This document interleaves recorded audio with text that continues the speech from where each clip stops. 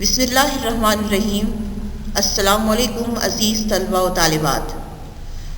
آپ کی اسلامیات کی سبجیکٹ ٹیچر مس ماہینہ اور میں آپ کی سبجیکٹ کوارڈینیٹر مس ثنا ساجد آپ سے مخاطب ہوں آپ کے آج کے نئے سبق حدیث نمبر 5 کے ساتھ، جو جماعت ہشتم کے لیے ہے۔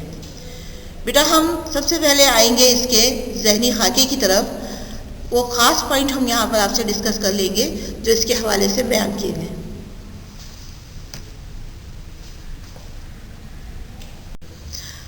بیٹا ہم حدیث نمبر 5 کے حوالے سے سب سے پہلے آتے ہیں اس کے ذہنی خاکے کی طرف، تاکہ ہم اس حدیث کو پہلے سے انڈرسٹینڈ کر لیں، ہمارے لیے سمجھنا آسان ہو جائے۔ اس حدیث کے حوالے سے جو خاص باتیں اس میں سب سے پہلا نقطہ یہ ہے کہ ہمارے ایمان کا تقاضا کیا ہے، ہمارا ایمان کن حالات میں مکمل ہو سکتا ہے، نیکی و بدی کے راستے کی پہچان کیا ہے، قرب الہی ہم کیسے حاصل کر سکتے ہیں، دوزخ ہمیں کیسے پناہ دے سکتی ہے، جنت ہمیں کیسے مل سکتی ہے، اور مسلمان اور غیر مسلموں میں کس طرح سے ہم فرق پیدا کر سکتے ہیں، جزا اور سزا کا شعور کیا ہے، اور اللہ کی رضا حاصل کرنے کے لیے ہمیں وہ کون سے اقدامات ہیں جنہیں کرنا بہت ضروری ہیں، جن کے بدولت ہم ایمان کی لذت اور انسان آشنا ہو جائیں اور اللہ تعالیٰ کا قرب حاصل کر سکیں۔ تو بیٹا ہم آتے ہیں سب سے پہلے اپنی حدیث مبارکہ کی طرف۔ ہماری حدیث نمبر 5 کچھ اس طرح ہے کہ حضور اکرم صلی اللہ علیہ وآلہ وسلم نے ارشاد فرمایا کہ لا یؤمن احدکم حتی یکون ہواہ طبعا لما جئت بہ۔ ترجمہ ہے، تم میں سے کوئی شخص مومن نہیں ہو سکتا جب تک کہ اس کی خواہش اس تعلیم کے مطابق نہ ہو جائے جو میں لایا ہوں۔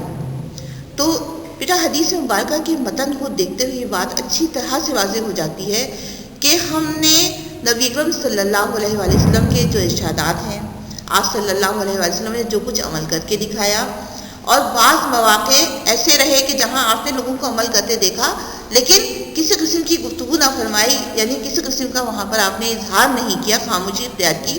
یہ 3 طریقے حدیث مبارکہ کے ہیں، حدیث مبارکہ، حدیث قولی، حدیث فعلی اور حدیث تقریری، یعنی خاموشی جہاں اختیار کی گئی ہے۔ تو اس حدیث مبارکہ سے یہ بات ثابت ہو جاتی ہے کہ بحیثیت مسلمان ہمارے لیے لازمی ہے کہ ہم اتباع رسول کو اپنی زندگی کا لازمی جز بنا لیں، اور ہم اپنی زندگی کے ہر معاملے میں، ہر مسئلے میں رجوع کریں تو نبی اکرم صلی اللہ علیہ وسلم کی حیات مبارکہ سے رجوع کریں، آپ کے ارشادات سے رجوع کریں۔ اگر ہم اپنی زندگی کا شعار یہی بنا لیتے ہیں تو ہماری زندگی کامیاب ہو جاتی ہے اور ہم ہر قسم کے مسئلے سے بچ جاتے ہیں، اور ساتھ ہی ساتھ ہمیں اللہ تعالیٰ کی رضا بھی حاصل ہوتی ہے۔ دراصل یہی انسانی کامیابی کا ذریعہ ہے، اور انسانیت کی معراج بھی یہی ہے۔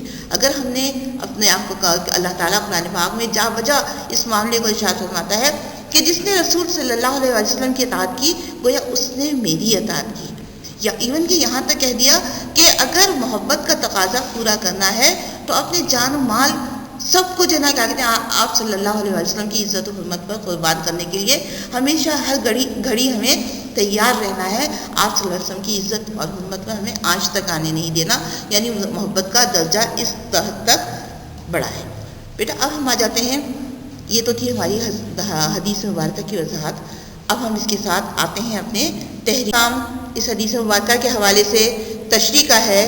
تشریح کو ہم نے مختلف ہیڈنگز کے ذریعے قرآنی آیات کی کوٹیشن جو بولڈ لفظ لکھے ہوئے ہیں، آپ نے ان کو کیا کرنا ہے کہ ان کو اسی طرح سے بولڈ کر کے انورٹڈ کماز میں لکھنا ہے، کیونکہ وہ حدیث مبارکہ ہے یا ان سے کوٹ کی ہوئی قرآنی آیات کے ترجمے ہیں۔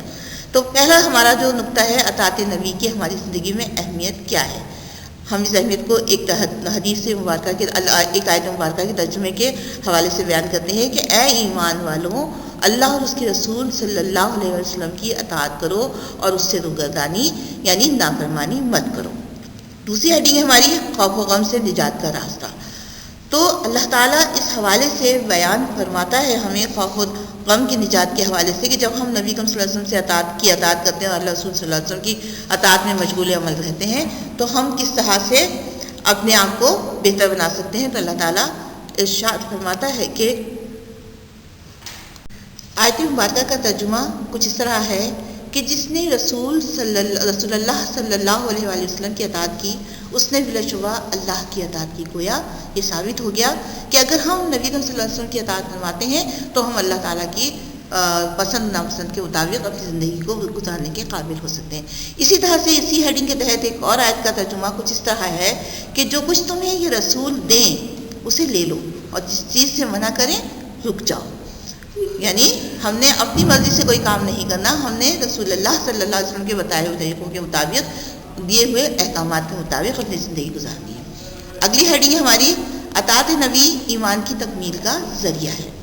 اطاعت نبی جو ہے ایمان کی تکمیل کا ذریعہ. اس حوالے سے نبی اکرم صلی اللہ علیہ وسلم خود ارشاد فرماتے ہیں کوئی شخص کامل مومن نہیں ہو سکتا جب تک اس کا ارادہ اور اس کے نفس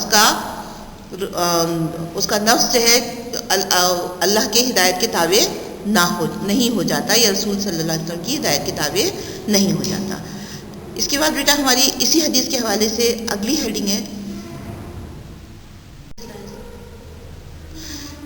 اگلی ہیڈنگ ہے ہماری حدیث مبارکہ کے حوالے سے, تشریح کے حوالے سے, کہ حدیث پر عمل کرنے کا بہترین طریقہ.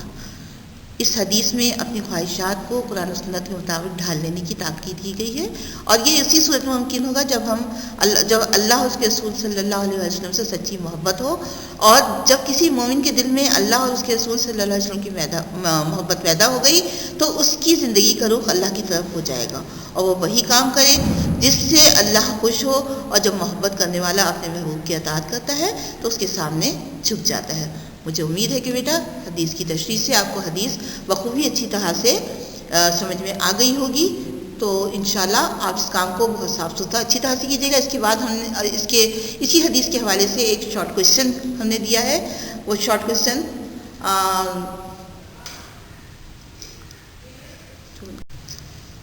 سوال و جواب. اس حدیث مبارکہ سے متعلق ایک مختصر سوال ہے بیٹا. اس کو دو طرح سے ہم نے دیا ہے, دونوں طرح سے آپ اچھی طرح سے دیکھ لیجیے گا. پہلا طریقہ کیا ہے کہ حضور اکرم صلی اللہ علیہ وسلم سے محبت کا تقاضا کیا ہے, اور دوسرا طریقہ کیا ہے کہ حضور اکرم صلی اللہ علیہ وسلم سے محبت کے اظہار کے لیے ہمیں کیا کرنا چاہیے. اس کا جواب ہے, اس حدیث مبارکہ سے بات اچھی طرح واضح ہو جاتی ہے کہ بحیثیت مسلمان ہمارا فرض ہے کہ اطاعت رسول صلی اللہ علیہ وسلم کو اپنی زندگی کا لازمی جزو بنا لیں. یعنی خواہش کے باوجود برائی اور گناہ کے کاموں سے گریز کریں, اپنے جذبات, احساسات اور خیالات کو اللہ اور اس کے رسول صلی اللہ علیہ وسلم کی مرضی اور پسند کے مطابق ڈھال لیں. اور اگر کوئی شخص ایسا نہیں کرتا تو گویا وہ ایمان کی لذت سے اور اس کے تقاضوں سے قطعی ناواقف ہے. قرآن پاک میں اللہ تعالیٰ نے ارشاد فرمایا ہے کہ جس نے میرے نبی کی اطاعت کی گویا اس نے میری اطاعت کی.